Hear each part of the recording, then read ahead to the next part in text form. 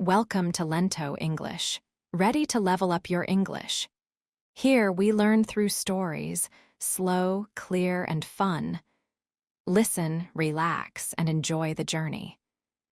1. Introduction. Think about your body. It needs food to have energy. It needs water to stay healthy.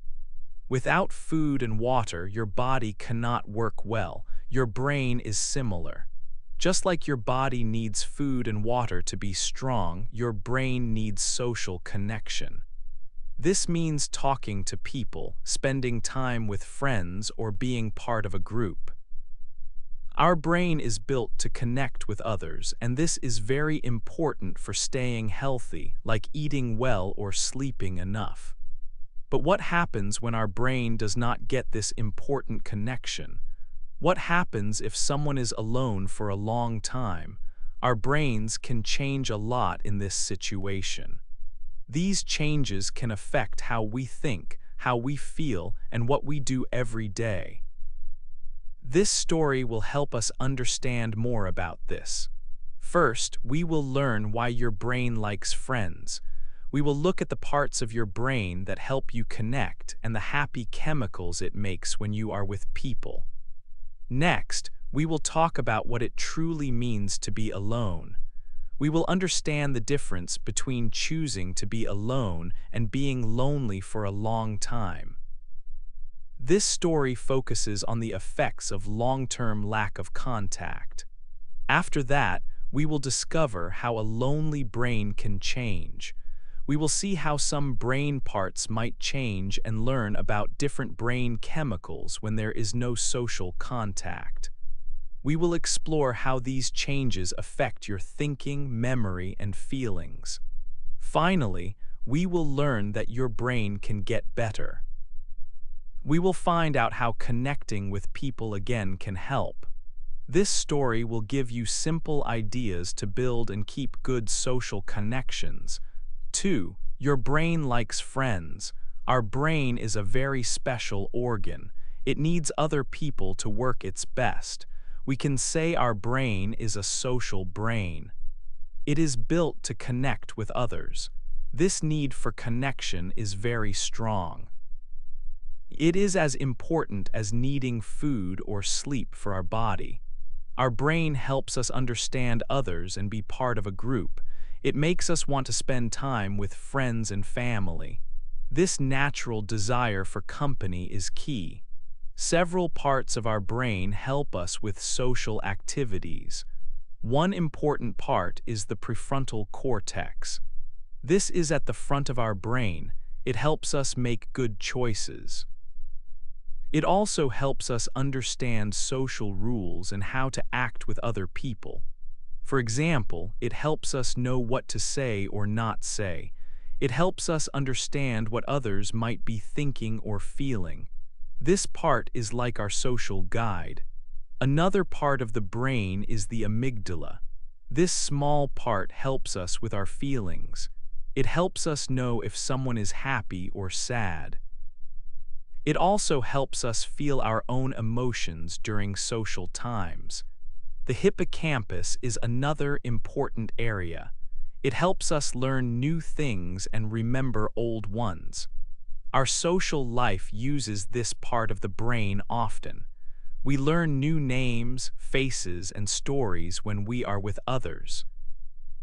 All these parts work together for good social interactions. When we are with friends, our brain makes special chemicals. These chemicals are called neurotransmitters. They are like tiny messengers that send signals in our brain. Two important ones are oxytocin and dopamine. Oxytocin is sometimes called the love hormone. It helps us feel close to others. It helps us form strong bonds with family and friends. When we hug someone or feel connected, our brain makes oxytocin. This chemical makes us feel safe, trusting, and cared for. Dopamine is another happy chemical. It is part of our brain's reward system. When we have fun social times, our brain releases dopamine. This makes us feel good and happy. It is a natural reward for connecting with others.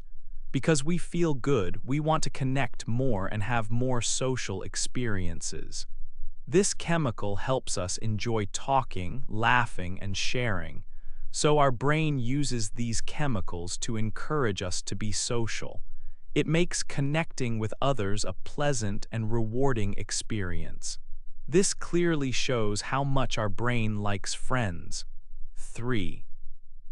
What it means to be alone. Sometimes we hear words like social isolation or loneliness. What do these words truly mean for our brain? Social isolation is simply when a person does not have enough contact with other people. It means they do not spend time with friends, family, or other groups. They might feel cut off from the world around them. This lack of connection can be a big problem for our brains. Our brains are built to be social, and when they do not get the social input they need, things can start to change. It is important to understand that being alone is not always a bad thing. Many people choose to be alone sometimes. They might want quiet time to read a book, think, or just relax. This is called solitude. When we choose to be alone for a short time, it can be good for us. It can help us feel calm and refreshed. We might use this time to focus on hobbies or simply enjoy peace and quiet. This kind of chosen quiet time is very different from social isolation. It is a healthy part of life, giving a chance to recharge energy and think clearly. Social isolation, on the other hand, is different. It is not a choice. It is when a person wants to connect with others but cannot. They might feel lonely for a long time. This feeling can be very difficult. It is not just about being physically alone. Someone can be in a crowd of people and still feel lonely if they do not feel truly connected to anyone. This is because feeling connected is about more than just being near other bodies. It is about sharing thoughts, feelings, and experiences. When this deep, wanted connection is missing for a long time, it can cause problems for our well-being. This story will talk about the effects of long-term social isolation. We are not talking about a quiet evening at home or a few days spent working on a project by yourself. We are talking about weeks, months, or even years without meaningful social contact. This means a long period where a person feels unwanted loneliness and a deep lack of connection with others. When a person lives like this for a long time, it can start to change how their brain works. It can affect how they think, how they feel, and even their physical health. The brain needs social interaction, just like the body needs food and water. Without it, the brain can struggle in many ways, which we will learn about in the next chapters. 4. How a lonely brain can change. Our brain is a very active organ. It changes and adapts based on what we do and what happens to us. When a person does not have enough social contact for a long time, the brain can start to change in physical ways. These are not small changes. They can affect how the brain works every day. One very important part of the brain is called the hippocampus. This area is like a special center for memory and learning. It helps us take in new information and remember events from our past. When people experience long periods of being alone, studies have shown that this part of the brain can actually become smaller. Think of the hippocampus as a library.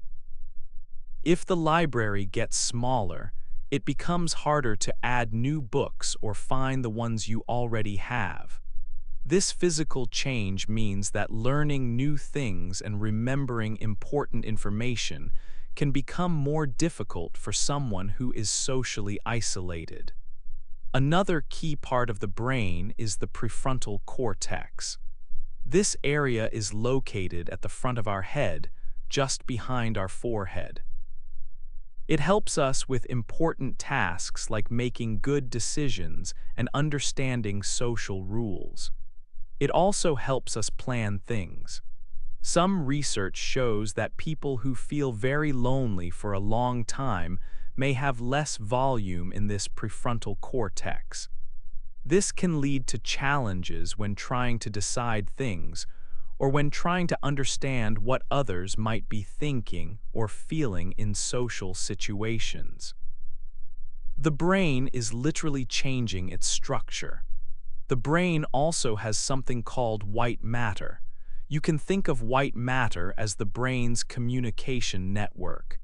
It is made of many pathways, like roads or telephone lines, that connect different parts of the brain. These pathways make sure that all the brain's areas can send messages to each other quickly and clearly. This good communication is needed for everything we do, from thinking to moving. When a person, especially a child, experiences a lot of social isolation early in life, these white matter pathways can change. They might not be as strong or work as well as they should. This can slow down how fast messages travel between brain parts. It means that the different areas of the brain might not be able to work together as smoothly as they normally would. This can affect how well a person thinks and remembers things. These physical changes in the brain, like the shrinking of key areas and alterations in the communication network, show us just how much the brain relies on social connection. Without enough contact with other people, the brain's very structure can be affected. These changes are a clear sign of how a lonely brain can be different from a brain that has healthy social interactions. 5. Brain chemicals and being alone. Being without social contact for a long time can change the chemicals in your brain. These changes are not always easy to see, but they can affect how you feel and how your brain works every day. One important change happens with stress hormones.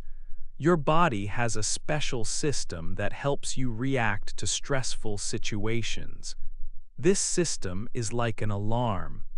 When you are lonely for a long time, this alarm system can become too active. It is like your body is always ready for danger, even when there is no real threat. This means your brain produces more stress hormones. High levels of these hormones can make it hard for your brain to work its best. They can make you feel worried or tense much of the time, and it can be difficult to relax. Imagine feeling nervous all the time. That is what too many stress hormones can do. Another significant chemical change involves a special protein called BDNF. This is short for brain-derived neurotrophic factor. BDNF is very important for the health of your brain cells, which are called neurons. It helps these cells grow, stay strong, and form new connections. You can think of BDNF as essential food or fertilizer for your brain cells. When people experience long periods of being alone, their brain often has less BDNF. If there is not enough of this important protein, your brain cells might not be as healthy. This can make it harder for your brain to learn new things, remember important information, or even think clearly. The amygdala is another part of your brain that is affected by being alone. The amygdala is like your brain's control center for emotions.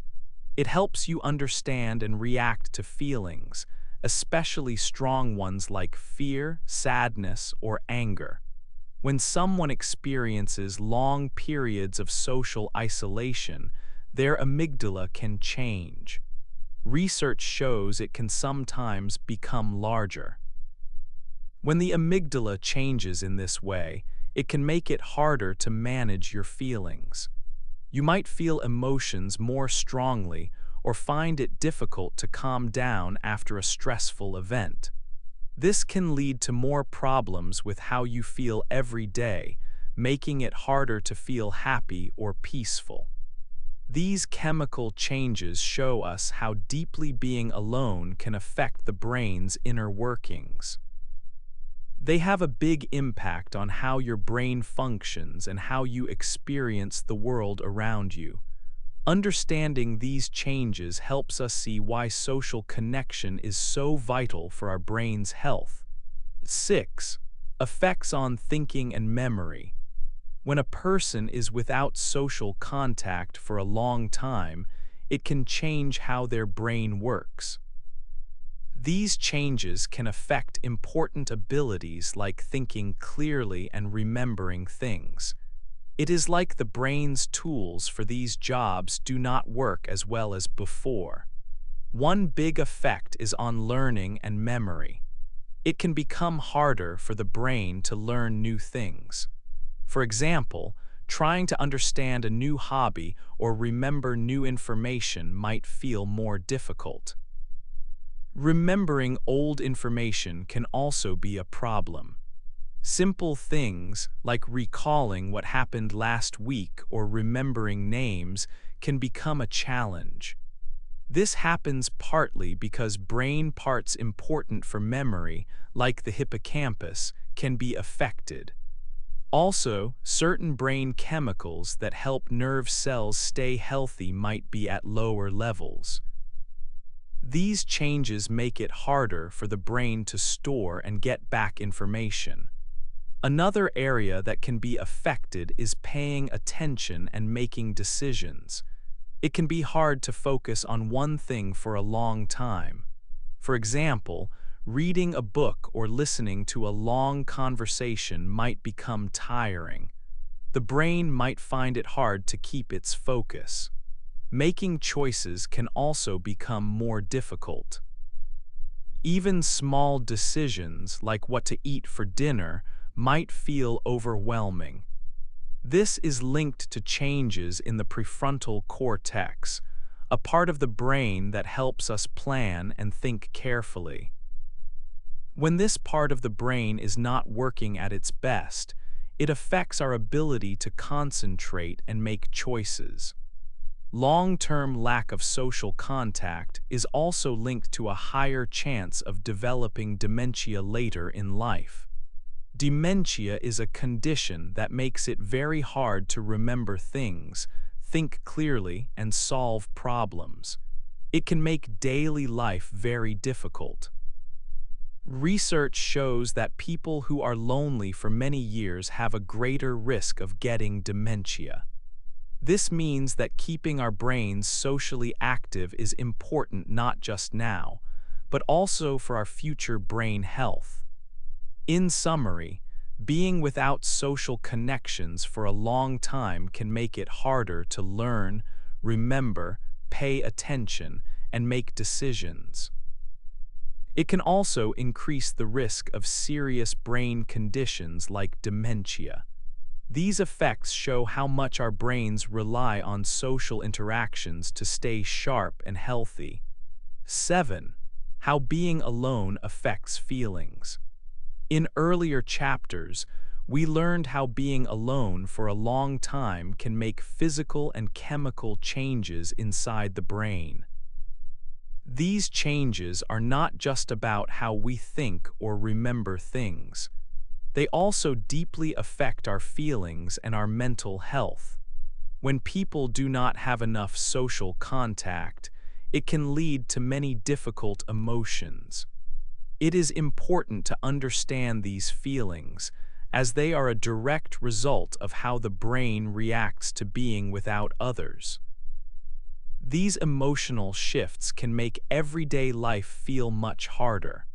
One very common feeling for people who are alone for extended periods is sadness.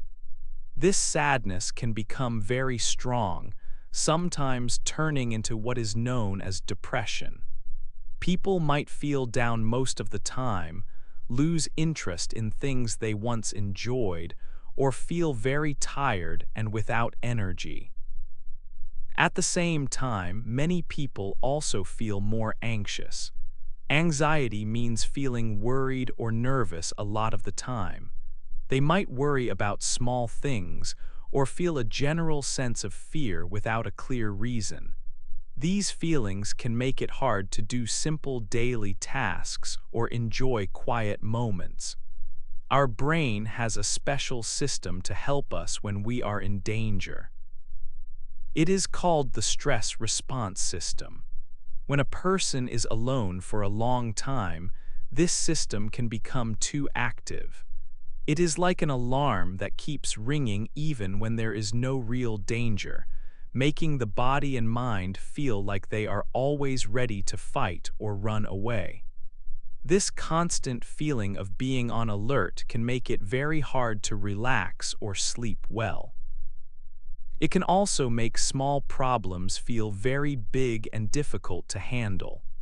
This feeling of constant stress can wear a person down, making them feel tired and irritable much of the time. Being alone can also make it harder for people to control their emotions. Normally, our brain helps us understand and manage strong feelings like anger, frustration, or fear.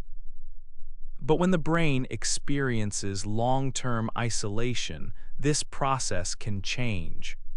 A part of the brain called the amygdala, which is very important for processing emotions, can be affected.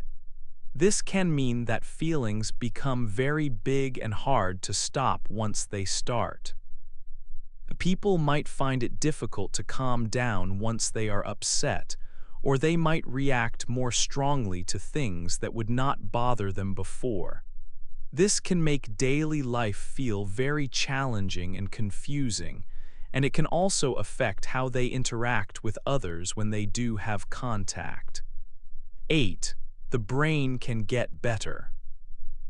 In the last chapters, we learned how being alone for a long time can change the brain. But there is good news. Our brain is very strong and has an amazing ability to change for the better. This special ability of the brain to change and get better is called plasticity. It means that the brain can learn new things, adapt, and even fix some problems. Even if a brain has been without much social contact for a long time, it can start to heal. When people begin to connect with others again, it helps the brain a lot. It is like giving the brain good food and water. These new connections can help the brain to grow stronger and become more active. They can help areas of the brain that might have gotten smaller to regain some size. They can also help with the chemicals in the brain that went out of balance, bringing them back to healthier levels. Building new friendships and spending quality time with people can make the brain work much better. It can improve how we think, helping us to learn new things more easily and remember information better. It can also make our feelings better, helping to reduce sadness and worry. When we talk, laugh, and share experiences with others, our brain makes happy chemicals. These chemicals help our brain feel good, reduce stress, and work well. So, how can we help our brains get better and build these important connections? We can start by doing small, simple things. For example, we can join a local group that does something we like, such as a book club or a sports team. We can also volunteer our time to help others in our community. This is a very good way to meet new people and to feel useful. We can also make a special effort to talk to family and friends more often. Send a message, make a phone call, or meet for a cup of coffee. Even a short chat with a neighbor can make a positive difference. Every little social interaction helps the brain. It does not always have to be a big party or a large group event. Just saying hello to someone, smiling at them, or having a short, friendly conversation can be very good for your brain's health. These small steps add up over time. They help the brain create new paths and strengthen existing connections between different parts of the brain. This process makes the brain healthier, more active, and happier. Remember, your brain wants to connect with others. It is naturally built for it. By reaching out and being with others, you are giving your brain exactly what it needs to thrive. It can get better, and it can grow stronger with every connection you make.